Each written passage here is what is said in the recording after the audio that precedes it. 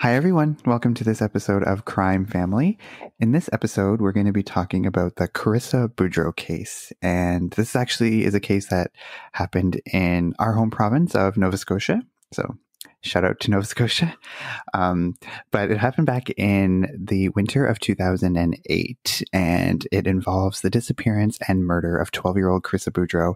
And so we're going to be taking you through that, the investigation, as well as a undercover operation that was kind of controversial that led to the truth. So with all that being said, let's get started.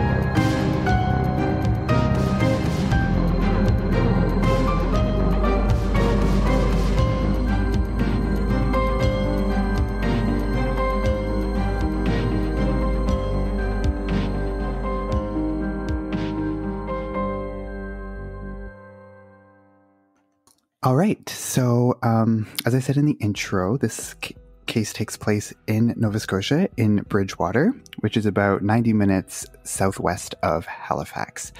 Do either of you know a little bit about this case, or do you remember maybe when it was, in the news? I remember hearing it in the news, and it was like the first time it was like a close to home case. And yeah, I remember being just a weird feeling that murder can happen here.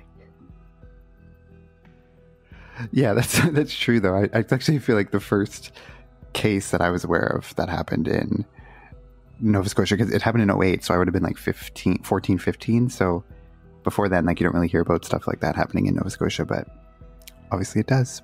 Especially Bridgewater, which is quite a small town. It's not like it's Halifax or something. Yeah, I remember I was in my first year of college when I first heard.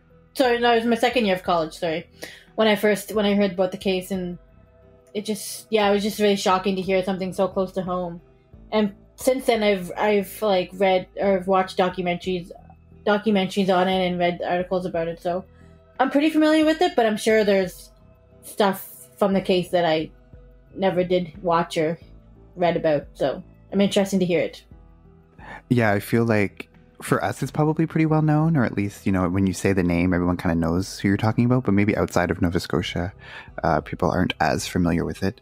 And I know I had a friend in university who actually went to the same school in junior high as Karissa, so we actually had some discussions about that. So anyway, like I said, this case does take place in January of 2008. Around 8:30 p.m. on January 27th, Penny Boudreau reported to the police that her 12-year-old daughter Karissa was missing. Penny says that she and Karissa were driving around in her car and they were having a little bit of an argument prior, and then Penny says that she went into Sobeys. And for those of you who don't know, Sobeys is like a grocery store chain if you're outside of Canada. But Penny says she went into Sobeys, bought a few items, and then when she came out, Karissa was gone. And this is when she reported her missing. And everyone was initially concerned because, it was the middle of winter and Karissa was not dressed very warmly for the winter weather. She had sandals on, she had just a hoodie. And there was a lot of snow in the forecast, and it was supposed to be getting really, really cold the next couple of days. So that was initially what everyone's concern was that she was missing. And, if she's gone overnight or into the next day, it's going to be, not good. Like I said, Penny says that she was having a heart-to-heart conversation with Karissa in the car prior, and they were talking about just typical teenager things. She said it was nothing of note, just, your run-of-the-mill angsty teenager who was having a fight with her mother. So the surveillance video of the Sobeys on that day actually does show Penny going into Sobeys, and like she said, she went in while Karissa waited in the car. And on January 29th, this is when they had their first press conference. And in the press conference, Penny is pleading to Karissa or to anyone who knows anything to please for her to come home or for someone to come forward with info about where Karissa is. And during this press conference, Penny totally breaks down, as you would expect.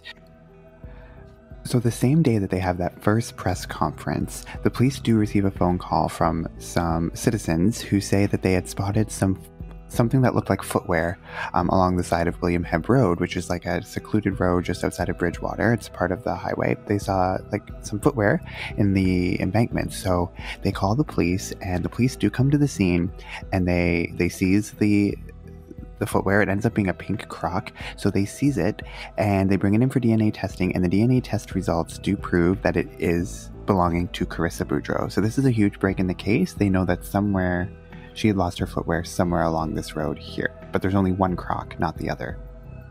They also have a second press conference on February 1st because she still has not returned home, and the entire community is worried because Bridgewater is a town of about 8,000 people, so it's pretty small, and it's kind of one of those communities where a lot of people know each other, and so they were having like candlelight vigils and stuff, and they're kind of rallying together to try to support Penny and her family and try to get any information they can to bring Karissa home. And on February 9th, which was, just about 2 weeks after she went missing, some passersby, it was a little boy and his mother, and the little boy says that he saw some toes sticking out of the snow. So he called his mother over to check out what he saw, and the mother immediately called the police, and the police come to the scene, and they discover a body, which is eventually identified to be 12-year-old Karissa. A couple of days later, police release the identity of the body, and they're keeping everything very close to the vest. They're not really saying the detailed information about what evidence they have, but interviews after the fact do say that police at this time suspected that Karissa knew her killer and that it was not just a random killing. Ligature marks were found around her neck to suggest that the manner of death was strangulation. And again, that was something that was kept quiet as well from the general public. So a lot of the information that I'm going to be talking about, like about the discovery of the body and the evidence that they have, so a lot of this was not information that they were releasing at the time because they were keeping a lot of things as holdback evidence, which is just means that they were keeping everything very quiet, and they were trying to keep information that only the killer would know. So that case, if somebody did say something that wasn't general knowledge, it might lead them to be more suspicious. It's kind of easier to find someone who might be involved in it if they know something that's not just generally out there. So a lot of this information that I'm going to be explaining is stuff that came out after the fact. The police surmise that the body was placed there shortly after her death, and because the body was found, or she was placed there before rigor mortis was set in, and there was no evidence to suggest that she had struggled to climb up the embankment from the river or anything. So this was indicating that the body had been dumped there, because she was found in kind of like an embankment off this secluded part of the highway, and there was like a river below it. So they thought maybe she had fallen into the river and then she had tried to climb up or something, but there was no evidence that really backed that up. So they said that the body had just probably had been dumped over the embankment. So that was on February 9th. And on February 11th, the neighbors who lived next door to Penny Boudreau, Karissa's mother, who was living with her boyfriend Vernon McCumber at the time, the neighbors said that they heard a verbal altercation between the couple. And this was just a couple days after Karissa's body was found, and they were arguing and things were being thrown around the apartment. And they did hear Vernon say things like, "How could you do this?"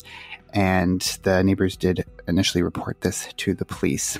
Now, just a little bit of history about like the family dynamic. So Chris's parents had separated prior to all of this. So Penny was dating Vernon McCumber, which was her new-ish boyfriend.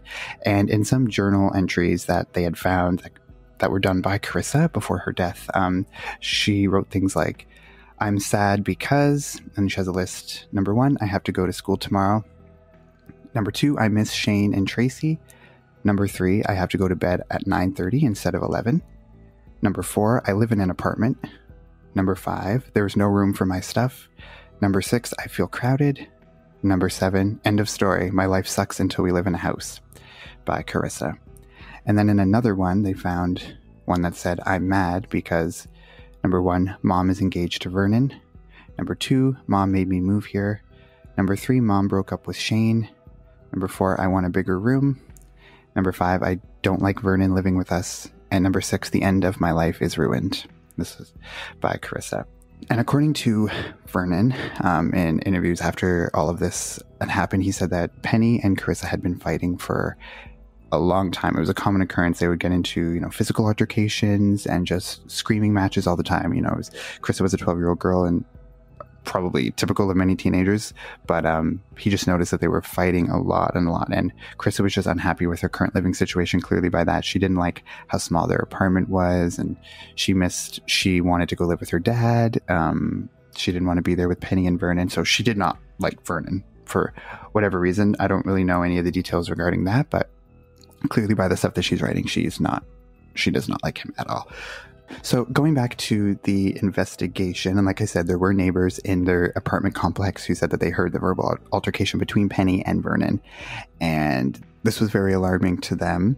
And it was a couple of days later, on February 14th, Penny and Vernon were asked to come to police headquarters, and later that day, after they were interviewed, they were later arrested and charged in Karissa's murder. Again, the police were being very tight-lipped about specific evidence that they had that led them to arrest them and charge them, but they were both charged at this time. On February 25th, a local resident calls police and says that he had found a pink sandal. He found it in a garbage can outside of a local swimming pool. So the police go, of course, and they do find this sandal, which ended up being a croc. They find a pink croc, a black hoodie, and a black vest in the garbage can.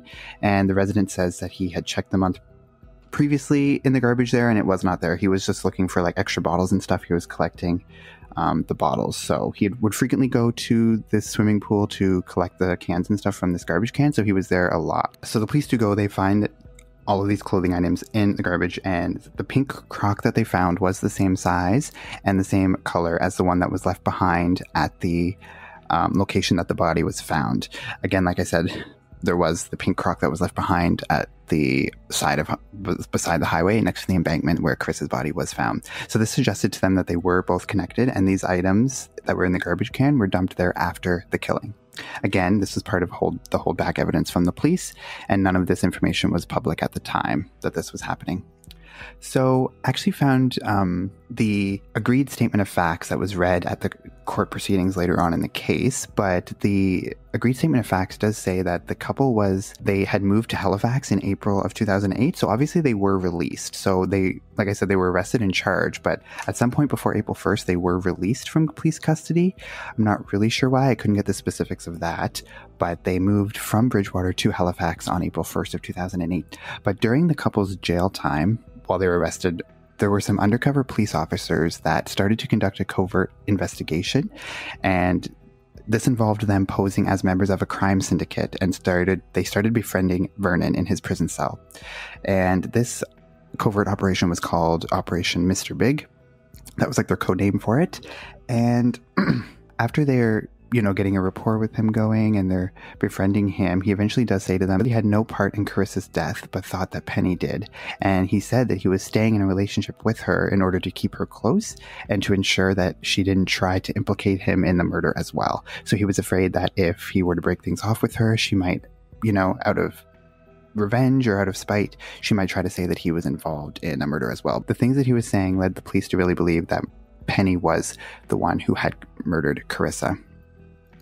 So on May 3rd of 2008, the undercover police officers convinced Vernon that they had this whole story concocted, and they said that for the work that they were doing, they needed a female to work for them for this specific job, and they asked him to approach Penny about doing this work for them, and this was all in an attempt for them to get vital information from Penny about what she knew about Karissa's murder or disappearance, if she knew anything. So this is kind of what led them to Penny. Did you guys have any thoughts so far about this series of events? The first thing that stands out to me as kind of a red flag is how Karissa was writing that she didn't like her mom's new boyfriend or her mom's new fiance. Because I mean, if there's obviously an issue going on where he isn't treating her right or he just doesn't care about her. So for me, like as a mom, that would kind of be one of my first priorities, would be like, well, if my kid doesn't get along or doesn't like this guy, then there's a problem there. So I feel like that's definitely shows kind of her mom's character right off the bat. Yeah, I was just gonna say the exact same thing. That's what stuck out to me the most. you are there to care for your child and only your child, and if someone else in your life is not getting along with your child, then you need to make it your priority to either make sure they do get along or just care for your child, because that's the most important thing in your life.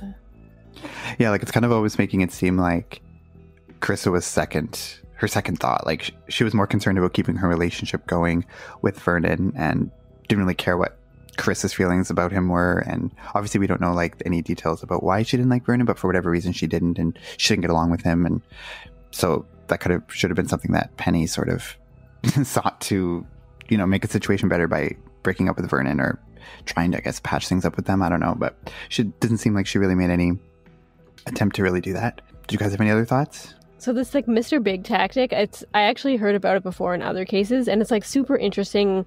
Like it's where the cops go undercover and pretend that they're part of this crime ring, and they have to try to win over the suspect by saying they can offer them protection as long as they are honest with them about everything they've done. And if they've ever committed a crime, they have to tell them all the details, and they pretend like they know stuff about the case and that the cops are coming after them, and they have to tell them everything. Anyway, it's like this kind of like entrapment, and I don't think it's even legal anymore in Canada. So it's like super interesting that it actually has led to quite a few convictions in Canada, but it's not legal anymore. But it's really interesting.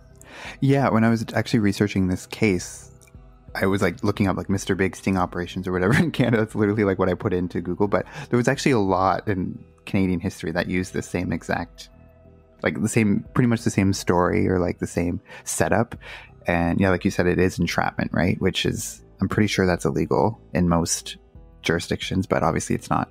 But it is controversial because a lot of people think, it's tricking people, and it's not ethically, it's probably not, on the up and up, which would be accurate. But I guess if they're right in their suspicions and they're trying to go after these people they believe committed horrible crimes, I guess it is worth it. Or yeah. But sometimes it makes it almost think like, well, the cops are onto you and they have all this evidence against you, whether it's true or not, and you're going to get convicted unless you tell me the truth, exactly what happened. And there's like a pretty famous case. It's like there's a Netflix thing about it, and they're saying, you have to tell me in detail what happened. So, and it feels like these people are offering them protection. So, kind of maybe some people would make things up just to fit into this group and be involved, and if they think the cops are going to come after them, even if they're innocent, then maybe they would concoct a story that would just offer them protection. So that's why it's so controversial and illegal now in Canada.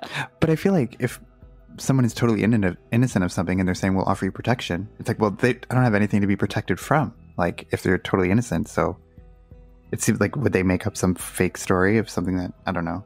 I mean, but I did do a lot of, like when I was reading stuff, it did say it could lead to false confessions and stuff. So that has happened before. But yeah, because I think sometimes they say they have all this evidence, and they can say stuff that's not true. Like they have this evidence against you, which looks pretty bad. So, if you don't tell me what happened, basically confess to me, then I can't protect you, and the cops will get you for this. So yeah. They did an episode of Crime Beat was about this case, and they did say that a lot of, like, they interviewed Carissa's father, and he was saying that he was very suspicious from the get-go of Penny and also Vernon at the time. He said that just her demeanor and her behavior was not sitting right with him, and he didn't really go into a lot of detail about exactly what it was, but if you watch the press conferences, which are on this, the episode of Crime Beat, and it's like on YouTube, but when she's doing the press conference, obviously she's very emotional. She's breaking down. She can hardly get through any of her statements. It looked like it was on the up and up, but then people kind of dissect the video later and they say like she's kind of shifty. She's not making eye contact with anyone. And they just said that her body language was kind of showing that she was not being upfront, which I don't know. To me, it seemed like, just as an outsider with no experience in like body language, like reading body language, but I don't know, it seemed like legit. If I just saw that on the TV, I would believe it. Yeah, I was just gonna mention that, like, when I was watching a documentary on this show, like, the first thing I noticed when it showed her in the press conference, that she didn't seem like a mother that was grieving. Like, yeah, she was crying, but I thought it was just a facade. Like, to me, it didn't seem real, like from the get-go, like when I was watching it. I thought she was just faking it the whole time, and I was very suspicious from her from the beginning when I was watching the documentary. Even though but I think a lot of that is sort of in hindsight. Yeah, it could be too. Yeah, people are always going to dissect people's behavior, though. I feel like no matter what you do, and I say this all the time, and I will continue to say it. It's like if you're acting super upset, it's like, oh my god, it's too dramatic, it's fake. If you don't have any emotion, it's like, well, you don't care at all. And there's no like middle ground. It's like, it's no matter what people do, you know, you're damned if you do, you're damned if you don't. So hearing people like tear these things apart like that, I just feel like they're just not legit, or there's not enough to stand on in most cases. I want to know if like all these body language experts, like, have they ever gone through like losing a loved one or something, or like having someone in their family be murdered or something? Because it's like, how do you say how you would behave in that situation? I feel like no one is really expecting or knows how they'll behave. It's just kind of, you're just behaving how your emotions feel. I don't know. I just feel like there's nothing about the press conference when I watched it that's made it seem shady. Like, just seemed like a mother who was very distraught over her missing child, but I don't know. Yeah, when I was researching for another case, and there was like an expert on this, and I asked him, you know, how would you expect somebody to act in the situation? And they say, well, there's a spectrum, so it's like a huge spectrum. So it's like, but most people are outside that spectrum. So it's like, well, I don't know. It just doesn't. There's no clear like yes no answer. It's all up to interpretation. We don't know how people are going to react to certain things. Like, I don't know how I'm going to react if something traumatic happened in my life. Like, I don't know what my demeanor is. Yeah, it's not something that you really prepare for. You just kind of, when it happens, and then you just, you know, you're not really thinking about, oh, I shouldn't say this or I shouldn't say this. Like, you're just kind of saying what you... To be honest, like, I'm not an expert. I have no idea how people will feel if they lose a loved one. Like, I don't know. You always see people saying, like, oh, I don't know. To me, she seemed to put on, like, a facade, but that's just me. But, I mean, I don't know how she would react in that situation. Yeah, you think you know, but then, like, in a surprise situation like that, or something that's totally unexpected, then you don't know, even though you think you do. I'm always interested to hear what those body language experts say or think, because I'm just interested in that sort of thing. But I think it's kind of, I don't want to spend too much time trying to just dissect, like, every little movement she makes in the press conference, because, I mean, like I said, it seemed it was on the up and up to me. When I watched it, I was like, okay, this seems like it could, you know, be an appropriate reaction to your missing child. But one thing that Karissa's dad did say when they interviewed him for Crime Beat, he was saying that he was very suspicious right off the bat. One of the things was because he said Karissa would never just leave the car. Because, like, Penny's story was that they got into an argument, and then Penny went into Sobeys to buy some grocery, like a few things. It was actually juice and bacon. That's what they say in Crime Beat, is what she bought. But so she went in. So basically, I think they just said that to say, like, she didn't go in and buy like an entire grocery order. It was like 2 things.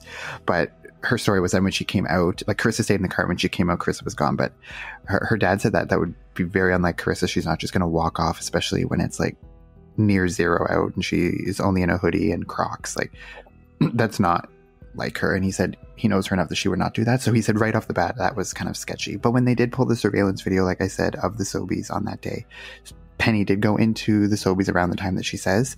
So that was all legit. But the police were obviously very suspicious of her, enough to kind of start this covert operation with Vernon and Penny. But I'm very curious, because I said before, I couldn't find out why they were released from custody, because they were arrested and charged in February, but then they moved to Halifax in April. So obviously they were out of custody. So maybe they let them go because they didn't have anything concrete to hold them there. And then maybe they said, oh, we're going to do this like a covert thing to kind of get maybe a confession or get more information. So they let them go in the hopes that they could eventually get something to bring them back in, would be my guess. Right? Well, could have they been out on bail?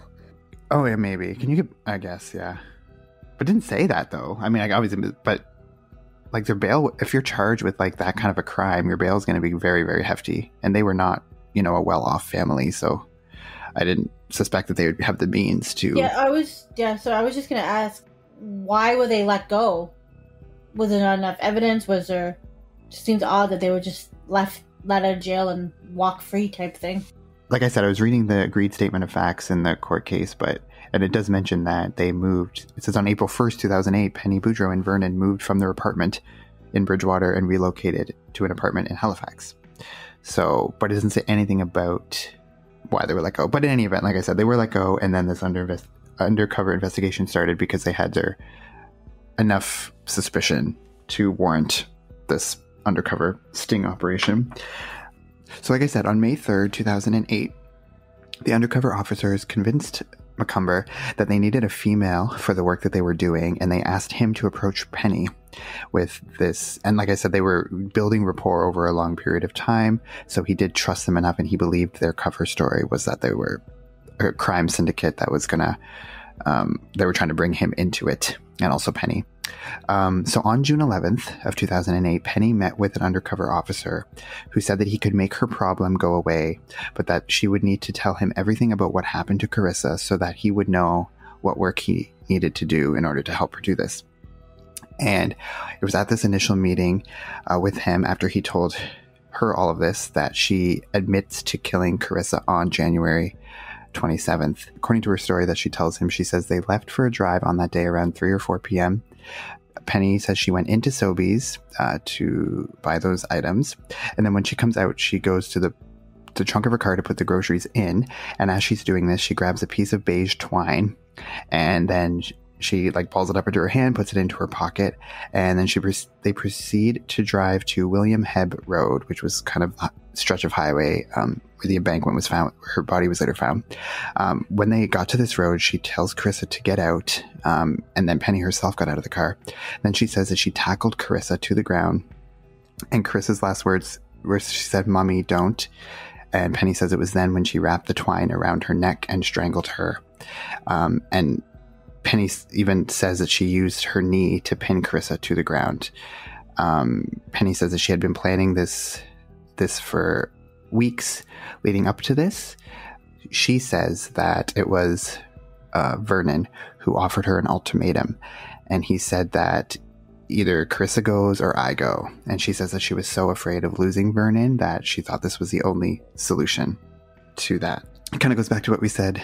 She was putting her relationship with Vernon, obviously, before her own child, and she was so afraid, according to her, she was so afraid of losing him that she thought this was the only way, the only solution for her. And she does say that she knew that there was snow in the forecast coming up, so she knew that by doing it on that night, that when she disposed of the body, that the snow would cover her and then she wouldn't be found for a while. That was what she said. So, and the agreed statement of facts that I read goes into horrific amounts of detail about exactly what technique she used to strangle her and the struggle, but I'm gonna kind of spare you all of those details unless you want me to go into that, but I assume you probably don't. No? No, that's good. Okay. Okay. Once Karissa was dead, then she placed her on the floor, the passenger side of her vehicle, drove a little bit back into Bridgewater, and she then dumped the body over the embankment on William Hebb Road, and she placed the beige twine into an empty Tim Hortons cup and threw it into the trash. And then she went and she threw the clothes into the swimming pool trash can that were later found by that resident. And it was then when she was disposing of the clothes that she realized that she only had one crock. So she put the one crock into the garbage and didn't realize that she had left the other one literally at the crime scene. And the most astonishing thing was during this confession that Penny gave to this undercover police officer, she actually gives a physical reenactment of the crime. And she's basically going through all of the motions and showing him exactly how she killed her. And he says that she had very little emotion as she was describing this. It's horrific to hear as he's describing how she was telling him that she did this with almost no emotion, and it's terrible. But then after this was on June 11th that she gave this confession to him, and then on June 14th of 2008 she was arrested and she was charged with first-degree murder. And like I said, she did admit to him that she had been planning it for weeks in advance, or at least days or weeks in advance, but she was planning it, so it was premeditated. That led to the first-degree murder charge.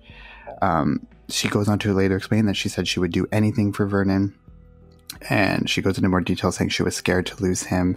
And he says that he never gave her an quote-unquote ultimatum, like she says. He just said that he had told Penny that her and Carissa's constant arguing had to stop, basically, by either going to he probably meant like going into counseling, or maybe having her go live with her father for a little bit or something. Obviously, he never meant to go to the lengths that she did. And he was eventually, he wasn't a suspect anymore, and all of the charges against him were dropped. And it was, they came to the agreement that it was all Penny's doing, and she didn't really consult with Vernon at all. And it was actually going back to that altercation that they had in the apartment that the neighbors had overheard. That was when she had allegedly told him that she might have had something to do with Karissa's disappearance, and that's when he was screaming at her, saying he was going to leave her. He was throwing things and saying, "How could you do this? How could you do this?" So that seemed like it was all on the up and up with what he was saying, and so they felt confident clearing him of any charges. So this, of course, devastated the community of Bridgewater, and the documentary goes into a little bit about just how shocked the community was, because you don't really think of something like that happening in your town, but let alone like a small town, that things like that don't really happen. And so there would people be waiting outside the courthouse, like people in the community who would heckle her as she would be escorted from the police car to the courthouse. And it was, they show video of that when she's like driving, the police is driving off with her in the car, and they're shouting profanities and stuff at her. So obviously she was was the most hated woman in probably all of Nova Scotia at the time. So during her initial arrest, and when she's charged with first-degree murder, she doesn't really go into any details. She doesn't give any admission. But then when they do sit her down and they play her the audio tape of the confession that she gave to this undercover officer, that's when she realized that, obviously it was going to be used against her. It wasn't going to look good at all. And she eventually ended up pleading guilty to a lesser charge of second-degree murder as part of a plea bargain. And like I said, the undercover operation audio and video was the key evidence, and that was why she pled guilty. She knew there was no kind of no way she could make a defense that would be believable. So she thought her defense thought by pleading guilty that she would get a lesser charge if it was second degree. But like I said earlier, she had admitted that she had been planning it for a while before she actually did it, which shows premeditation, which is kind of against the second degree murder charge.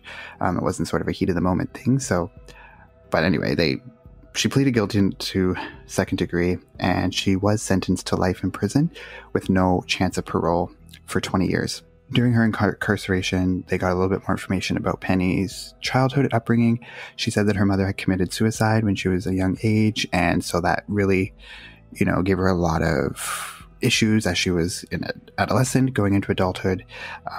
She was later diagnosed with depression, anxiety, and borderline personality disorder while she was in prison. Do you guys have any thoughts so far? Just crazy to think that all her boyfriend wanted was either for her to go back to her father's house, or just to get some help so they could just not fight all the time. But she took it so drastically that killing her daughter was the only option for her to stay with her husband. Seems totally bizarre to me. That's the first thing that comes to your mind when someone gives you an ultimatum like that. That doesn't make any, obviously there's other things going on in her mind for her to go straight to murder. Yeah, and I'm wondering what's so great about this guy that would make her choose him over her daughter, and make her go to those lengths to get rid of her daughter so that she could stay with him. I know Bridgewater is a small place and Halifax is a small city, but I guarantee you can find somebody else that's not going to give you that ultimatum. There's other people out there for you. But other than that, I don't think it's too far-fetched to think that he did give her that ultimatum. He probably didn't think she'd go to this length. But I just can't imagine what goes through your head to be this is my best option, is to get rid of my daughter completely, rather than sending her to counseling or sending her to live with her father. Maybe that doesn't feel good, and you don't look like a good mother if you do that. But being a murderer is the worst thing. So I don't understand people, what goes through their head. And he probably didn't spell it out. He probably just said it's either her or me. But he probably meant he didn't mean it like that. But she took it literally. He probably like, I don't think he explicitly said to her, like, you need to go into counseling or you need to have her go live with her father. Like, he didn't say those specific reasons, but he just said, like, it's her or me. And if you don't kind of sort this issue out with her, then I'm going to be gone. But she said that, or they surmised that she had such severe abandonment issues because her mother committed suicide when she was young, that these abandonment issues, you know, haunted her up into her adulthood. And when she was faced with the prospect of losing him, that she just couldn't bear the thought of being abandoned again. And she had obviously had other failed relationships in the past with Karissa's father, and she just couldn't handle the stress of that. So this is how she dealt with it, which is very messed up and it's so sad. And also, like, the fact that she goes into such gruesome detail about exactly like how Karissa struggled when she was strangling her, and her final words of "Mummy, don't."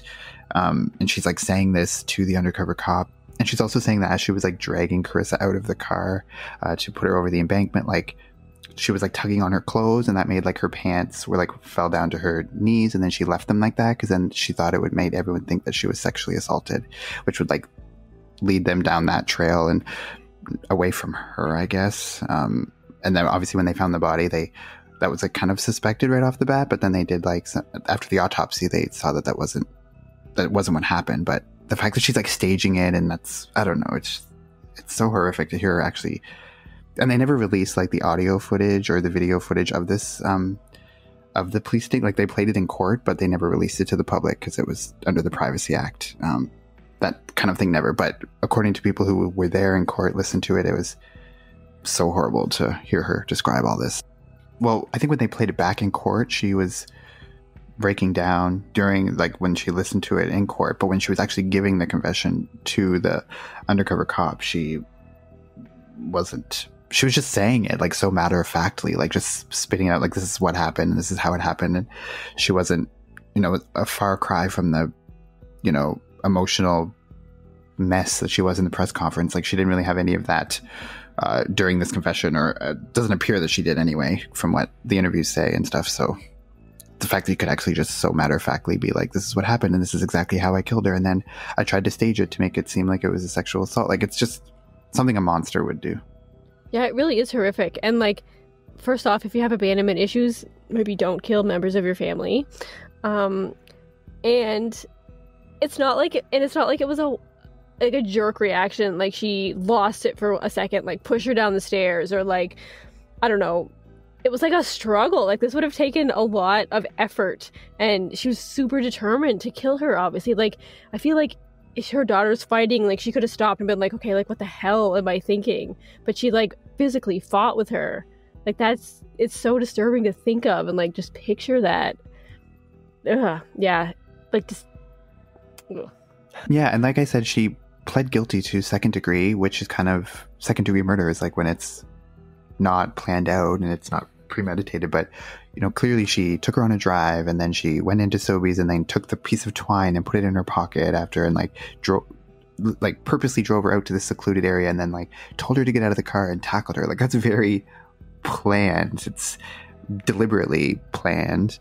And it's just like, I don't know, I do wonder though, like, because when she was dumping the clothes into that garbage can at the swimming pool, like that was when she realized that she only had the one crock. I wonder if she didn't leave the other crock by mistake at the crime scene, because that's what tied, and they didn't release any of that to the public, so it was only her that would have known that. But I wonder if she didn't leave that crock behind, that they probably wouldn't have even placed it or pieced it together that the crock that they found in the garbage can was tied to that.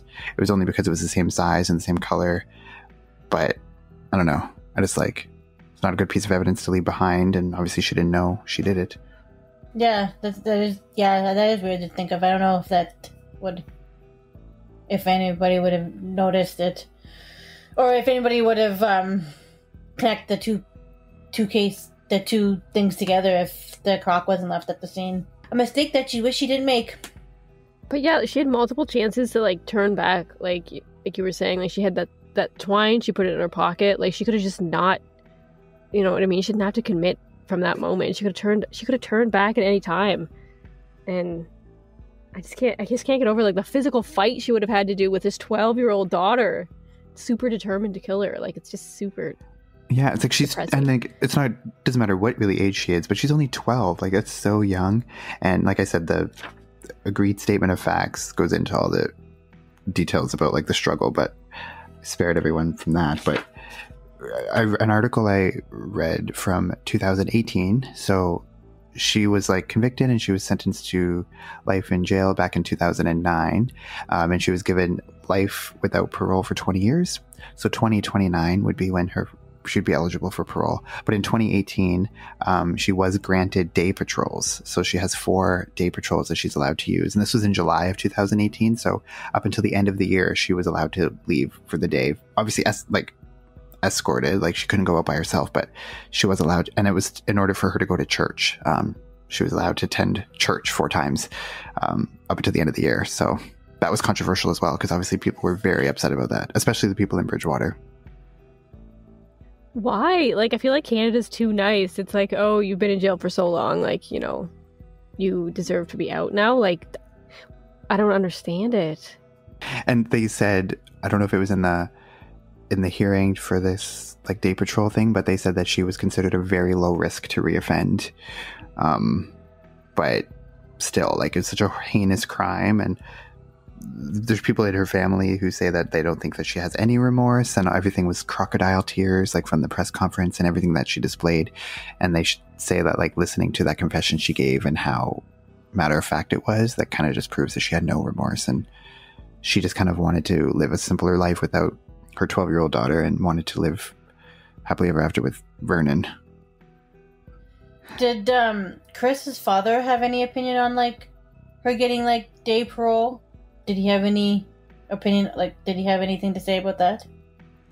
Yeah, in the episode of Crime Beat, he was pretty upset, but he also said that he understands like rehabilitation. So he said that if she could give him valid reasons why she believes that she's been rehabilitated, and give her a valid reason why he thinks that she should be allowed to be given parole, or day parole, that he would say, okay, like, I would agree with that. But he said, I don't think it's ever going to happen, because I don't think she actually feels any type of remorse or anything for it. So he said, if she were to like be able to, then maybe, but he feels pretty confident in saying that she doesn't have that ability, or at least he doesn't think she does. Did Vernon stick around this whole time, or did he kind of like get out of there pretty early on? Yeah, so once he was like cleared of the charges and everything, and he said like during the investigation that the reason when they first brought that undercover cop into jail when he was there to build a relationship with him, he was saying, yeah, he was staying with Penny during all this because he was afraid that she was going to turn it on him and say he was complicit if he were to leave, because obviously she had some emotional issues. But yes, once he was cleared and everything and she was put in jail, he left and never looked back. But he said that obviously this, just being associated with this case, has ruined his life, or a great portion of it, because, you know, when you Google his name and it's going to come up, this case, and even though he's been cleared of it and they don't think he had any part in it whatsoever, but it's still like he is tied to it. Yeah, he won't be able to escape that, and that's like sad for him. And he probably, I don't know if he has like regrets about his actions or things he said to her to make her think that, or warning signs that he didn't see. I don't know if he thinks about any of that, but I mean, yeah, it's sad for him that it's going to be with him forever too. Yeah, and even the cop that they interview in Crime Beat, he was kind of the main cop that they interviewed, and he said that he has PTSD from this case because it just stayed with him and he never really got over it. It's a really interesting interview, and it's on the Crime Beat, is the name of the show that this episode was on, so it's really worth watching, I think. But yeah, it's pretty awful, and I still can't believe that like she was just given the plea bargain of, if you plead guilty to second degree, then you'll get life without parole for 20 years instead of life without parole.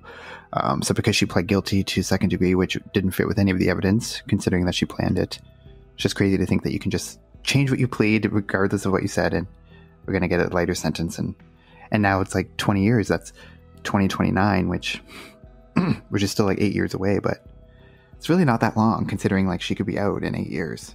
And if they think she's a very low risk to reoffend, then she probably will get parole. She probably will get out, and I feel like they don't have to give her a plea deal. Like, if she like confessed to planning it out, why would they offer that? Just so she wouldn't have a trial? Well, I think it was probably her lawyer that said you need to plead guilty to second degree. But to avoid a trial, because if it went to trial, she probably would have just been convicted of first degree. But if she pled... everybody that has first degree murder charges against them can't just be like, oh, I'm just gonna plead guilty to second degree just because I can. That's not always on the table, right? But so, I guess I don't think so. But maybe. And the prosecution doesn't have to agree to that either. I just find it interesting that they had a full confession where she said she planned it out and they didn't go with it. Yeah, I guess, what did they do? They wanted to spare everyone the trial? I don't know why, though. If they have that evidence, they could just do the trial, pretty clear cut, then they could send her away and she wouldn't get any parole. Keep saying patrol. But then she wouldn't get any parole, so I don't know, it's weird that they just kind of gave in. And I don't know, the legal, I'm not a lawyer or anything, so I don't know the complex legal stuff, but it just seems, kind of weird that they're just like, oh yeah, we're gonna, forego this trial and just give you a lighter sentence, because... Even though, it would be very easy to just give her the full life sentence. I guess because there'd still be a chance that she could get off with nothing if they did go to trial. So I guess it's just she's going to go to jail for 20 years if she pleads guilty to this anyway. So I guess that's good enough. Easier, I guess. But I mean, they had to feel fairly confident that they would be able to convict her with a jury. If they had that confession tape and they played it in trial, that was the whole reason. Because she said that she wasn't being upfront. She wasn't giving any... she wasn't giving a full confession when they arrested her. It was only when they played back the footage to her that she realized oh shit, can't really refute this. So I'm pretty sure a jury would have thought the same thing.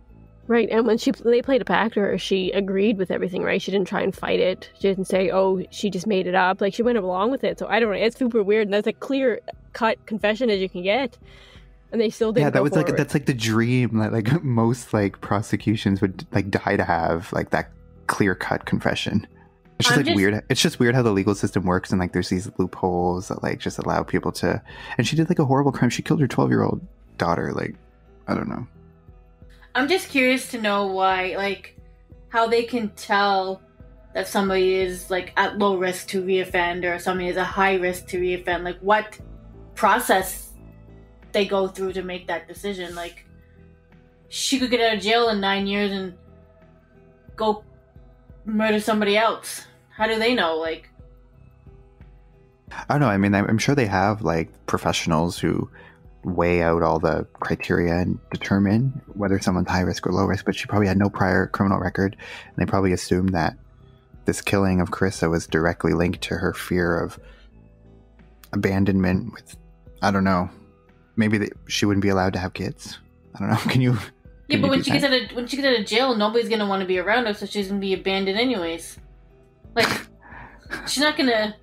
Do you know what I mean? Though, she's not gonna just pick up where she left off when she. Well, she might move away, because as I said, this case probably outside of Nova Scotia, it's not super well known, so she could move across the country or to another country. That's true. And no one would even know who she is.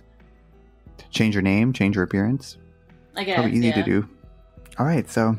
Pretty crazy case, but I just wanted, this one is from Nova Scotia, so it's, I don't know, it just feels so much different when it's Nova Scotia, when you live there and you realize how small it is, and then this case that was so well known, just it hits different.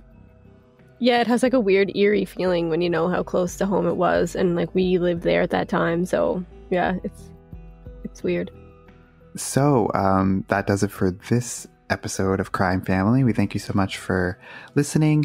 If you like what you hear, you can follow us on Instagram at Crime Family Podcast. You can also follow us on Twitter at Crime Family Pod 1. You can make sure to leave us a review and a rating on your favorite podcast streaming app. You can also subscribe to us there so that you get notified as soon as we release a new episode. The music that you're hearing throughout is done by the awesome Tim Monis. You can follow him on Instagram at TIMMONIS. Just spell it out for you. Also, we do have a Facebook page now, so you can find us at Crime Family Podcast on Facebook. And also, we do have a email, so we're at crimefamilypodcast@gmail.com. You can send us your feedback or even a case suggestion if you have one, and we'll be very interested to read it and possibly do the case that you want us to cover. So, thank you so much for listening, and we'll see you next time. Take care.